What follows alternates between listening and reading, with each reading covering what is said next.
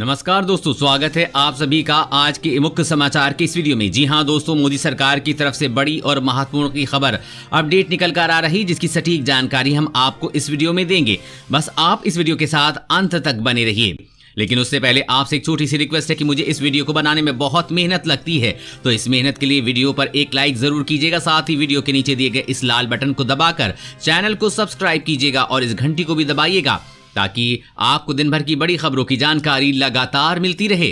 तो चलिए दोस्तों, एक एक करके सभी बड़ी खबरों के बारे में जान लेते हैं। तो दोस्तों, आज की पहली बड़ी खबर की अपडेट की बात करें तो लगभग बन चुकी है आपके लिए कोरोना की दवा। जानिए कब से मिलेगा फ्री में टीका। जी हां, कोरोना टीके का परीक्षण तेज गति से आगे बढ़ रहा है। ऐसे में भारतीय बाजार में 2021 की शुरुआत में वैक्सीन उपलब्ध हो जाने की उम्मीद बढ़ रही है। इस समय वैश्विक स्तर पर 4 संभावित टीके, जिन्हें 2020 के अंत तक या 2021 की शुरुआत में स्वीकृति मिल जाने का अनुमान है। कोरोना की दवा को भारत के कुछ लोगों पर इस्तेमाल किया गया है और परिणाम अच्छे दिख रहे हैं। ऐसे में आशा जताई जा रही है कि जल्द ही इसे स्वीकृति मिल जाएगी और पूरे देश में जल्द ही मुफ्त टीकाकरण अभियान की शुरुआत की जाएगी और हम सभी को मुफ्त में इसकी दवा मिल पाएगी।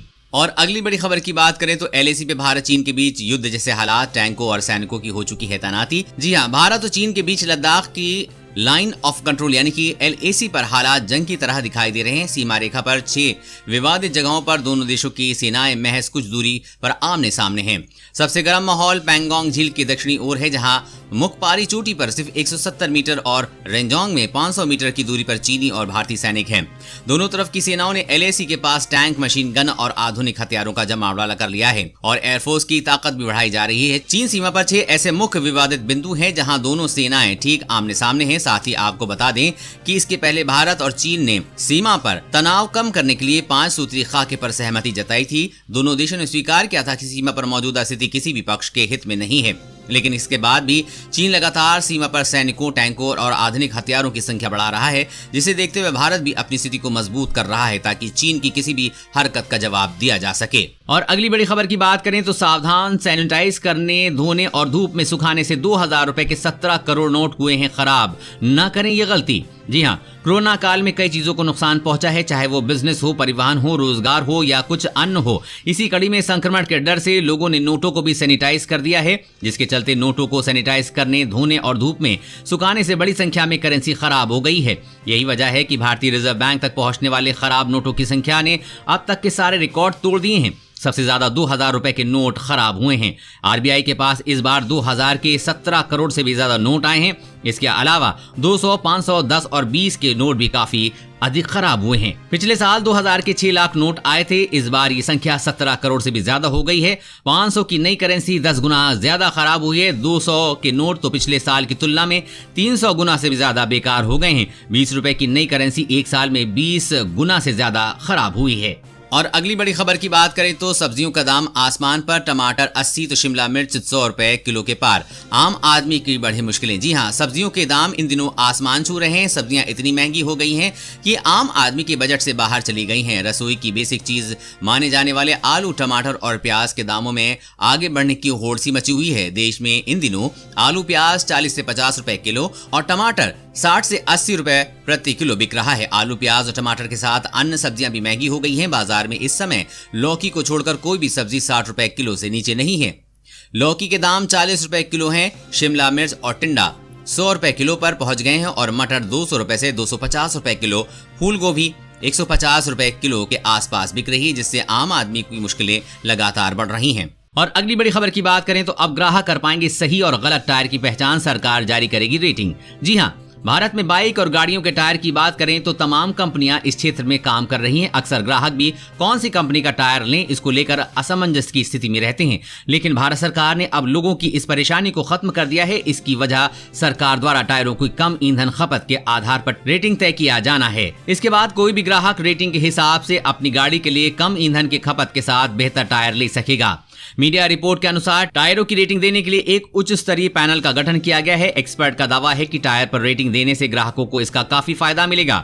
वो रेटिंग के आधार पर सही और गलत के बीच आसानी से चयन कर सकेंगे। ग्राहक पता कर पाएंगे कि जिस टायर में कम रोलिंग प्रतिरोध क्षमता होगी वह ईंधन की कम खर्च कराएगी। वहीं टायर के ग्रिप से सुरक्षा का पैमाना पता लगने में मदद मिलेगी। और अगली बड़ी खबर की बात करें तो चीन का हर चाल का भारत के पास है मुंहतोड़ जवाब। अब नहीं बचेगा चीन। जी हाँ, लद्दाख में भारत ने इस बार वायुसेना को एक्टिव रखा है। LAC के पास MiG-29 और सुखोई लड़ाकू विमान से निगरानी की जा रही है। भारतीय सेना और वायुसेना के ड्रोन ड्रैगन की हर चाल का मुंहतोड़ जवाब देने के लिए तैयार हैं। चीन के साथ विवाद के बाद भारतीय सेना के साथ देश के रक्षा मंत्री राजनाथ सिंह खुद सीमा पर होने वाली गतिविधियों पर नजर बनाए हुए हैं। चीन की हरकत को देखते हुए रक्षा मंत्री राजनाथ सिंह ने स्पष्ट किया है कि वायुसेना शॉर्ट नोटिस पर किसी भी स्थिति के लिए तैयार रहे। सरकार ने LAC पर स्थिति के अनुसार कदम उठाने को सीमा को छूट दे रखी है। साथ ही चीन की हर चाल को नाकामयाब करने के लिए सरकार ने भारतीय सेना को आपात खरीदारी की मंजूरी दी है। तीनों सेना 500 करोड़ रुपए के उपकरण जरूरत पड़ने पर तुरंत खरीद सकते हैं। सरकार के इस स्टेप से सेना की ताकत में काफी इजाफा हुआ है। और अगली बड़ी खबर की बात करें तो अगले महीने से टोल प्लाजा पर अधिक जेब ढीली करनी होगी। टोल दरें 8% बढ़ेंगी। जी हां, सड़क यात्रियों को अगले महीने से टोल प्लाजा पर अधिक जेब ढीली करनी पड़ेगी। सरकार टोल टैक्स की दरों में 5 से 8% तक का इजाफा करने जा रही है। इसमें निजी व व्यावसायिक वाहनों को अलग अलग टोल टैक्स दरों के मुताबिक भुगतान करना होगा। सरकार सड़क हादसों में घायलों को मुफ्त इलाज देने की योजना को टोल टैक्स व्यवस्था से जोड़ने पर विचार कर रही है। इसके लागू होने पर टोल रोड पर चलना और महंगा हो जाएगा। टोल दरें 5 से 8% बढ़ाने का प्रस्ताव है, जिसे अगले महीने तक मंजूरी मिल जाएगी। और अगली बड़ी खबर की बात करें तो उत्तर प्रदेश की सरकारी नौकरियों में बड़े बदलाव की तैयारी। शुरुआती 5 वर्ष परमानेंट नहीं होंगे कर्मी। जी हां, उत्तर प्रदेश सरकार सरकारी नौकरी भर्ती प्रक्रिया में बड़ा बदलाव करने पर विचार कर रही है। यूपी में सरकारी नौकरी की शुरुआत में 5 वर्ष की संविदा यानी कि कॉन्ट्रैक्ट से होगी। अगर यूपी सरकार भर्ती प्रक्रिया में बदलाव करने का फैसला करती है तो सरकारी नौकरी की शुरुआत में पहले कॉन्ट्रैक्ट पर नियुक्ति की जाएगी। 5 साल के प्रोबेशन के बाद सरकारी नौकरी पक्की होगी। जानकारी के मुताबिक योगी सरकार B और C ग्रुप की सभी परीक्षाओं में बड़ा बदलाव करने पर विचार कर रही है, जिसमें शुरुआत के 5 साल संविदा यानी कि कॉन्ट्रैक्ट के आधार पर नियुक्त करने की योजना है। इसके तहत 5 साल में अगर कार्य प्रदर्शन अच्छा नहीं रहा तो उसे छटनी कर हटा दिया जाएगा। वहीं जो लोग 5 साल की संविदा की नियुक्ति पूरी कर लेंगे और संतोषजनक कार्य रहेगा तो उनकी नौकरी पक्की हो जाएगी। दोस्तों, सरकार द्वारा ये जो नया नियम लागू किया जा रहा है, आप इसका समर्थन करते हैं या नहीं, नीचे कॉमेंट करके जरूर बताइएगा।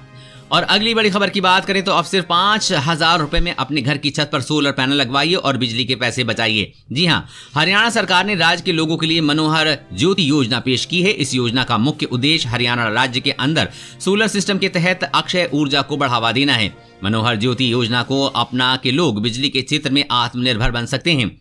इसके तहत हर परिवार को एक सोलर सिस्टम दिया जाएगा, जिसके साथ ही एक लिथियम बैटरी भी होगी। खास बात यह है कि इस सिस्टम से आप बिना किसी रुकावट की बिजली प्राप्त कर सकते हैं। आपको बता दें कि इस सिस्टम से 1 किलोवाट से 500 किलोवाट तक की बिजली बनाई जा सकती है और इससे 3 LED लाइट्स, एक पंखा और मोबाइल चार्जिंग पोर्ट चलाया जा सकता है। अगर आप इस योजना के तहत सोलर पैनल लगवाना चाहते हैं तो आपको इसके लिए ऑनलाइन आवेदन करना होगा। आवेदन के लिए आपको www.harira.gov.in वेबसाइट पर जा सकते हैं। और अगली बड़ी खबर की बात करें तो राहुल गांधी का मोदी सरकार से बड़ा सवाल, जवानों और अधिकारियों के खाने में अंतर क्यों? मिला ऐसा जवाब, उड़ गए राहुल के होश। जी हां, रक्षा की संसदीय समिति की बैठक में राहुल गांधी ने CDS विपिन रावत से सवाल किया कि बॉर्डर क्षेत्र में जवानों और अधिकारियों के बीच खाने की क्वालिटी में अंतर क्यों? राहुल गांधी ने कहा कि वेतन को रैंक से जोड़ा जा सकता है लेकिन आहार को नहीं। राहुल गांधी ने कहा कि जवानों के आहार से समझौता ना करें जो ड्यूटी पर रहते हुए लंबे समय तक कठोर परिस्थितियों का सामना करते हैं। राहुल के इस सवाल पर जनरल विपिन रावत ने रक्षा संसदीय पैनल को बताया कि जवानों अधिकारियों को परोसे जाने वाले भोजन की गुणवत्ता या मात्रा में कोई अंतर नहीं है। जनरल विपिन रावत ने भोजन की अलग अलग आदतों के उदाहरण देते हुए कहा कि अधिकतर जवान गांव या कस्बों से आते हैं, उनके खाने में रोटी को प्राथमिकता दी जाती है, जबकि ऑफिसर शहर से आते हैं, वो ब्रेड खाना अधिक पसंद करते हैं। दोस्तों, आप अगले चुनाव में देश का PM किसे बनाएंगे, राहुल गांधी या नरेंद्र मोदी? अपना जवाब कमेंट में जरूर दें। और अगली बड़ी खबर की बात करें तो मोदी की इस योजना से बिना पेट्रोल और डीजल के चलेंगी कार, जानिए कैसे। जी हां, आमतौर पर सभी गाड़ियां पेट्रोल और डीजल पर चलती हैं। इसके अलावा कुछ शहरों में गाड़ियां गैस पर भी चलती हैं, तो कुछ गाड़ियां को चार्ज करके भी चलाया जा सकता है। लेकिन अब मोदी सरकार की नई योजना के तहत गाड़ियों को सोलर एनर्जी से चलाने की तैयारी हो रही है। प्रधानमंत्री नरेंद्र मोदी ने वोकल फॉर लोकल की घोषणा की थी, जिससे भारत को आत्मनिर्भर बनाया जा सके। अब भारत निर्माण के क्षेत्र में दूसरे देशों पर निर्भर होने के बजाय अपने पैरों पर ही खड़ा होना चाहता है। इसके लिए सरकार अब सूर्य ऊर्जा से गाड़ी चलाने की तैयारी कर रही है। मीडिया की एक रिपोर्ट के मुताबिक मोदी सरकार भारत में सूर्य ऊर्जा से चलने वाली गाड़ियों के निर्माण को बढ़ावा देने के लिए सब्सिडी देने की तैयारी कर रही है। भारत सरकार गाड़ियों को सोलर एनर्जी से चलाने के निर्माण क्षेत्र में भारत को आत्मनिर्भर बनाने के लिए योजना बना रही है। इससे भारत में सोलर एनर्जी से चलने वाली गाड़ियों को बनने वाली ऑटोमोबाइल कंपनियों को आकर्षित किया जा रहा है। दोस्तों आज की खबरों में बस इतना ही। इसी तरह हर रोज काम की खबरें जानने के लिए आप हमेशा हमारे साथ जुड़े रहिए। हमारे साथ जुड़ने के लिए वीडियो के नीचे दिए गए इस लाल बटन को दबाइए, साथ ही इस घंटी को भी दबाइए ताकि आपको हर खबर की सटीक जानकारी मिल सके। जय हिंद।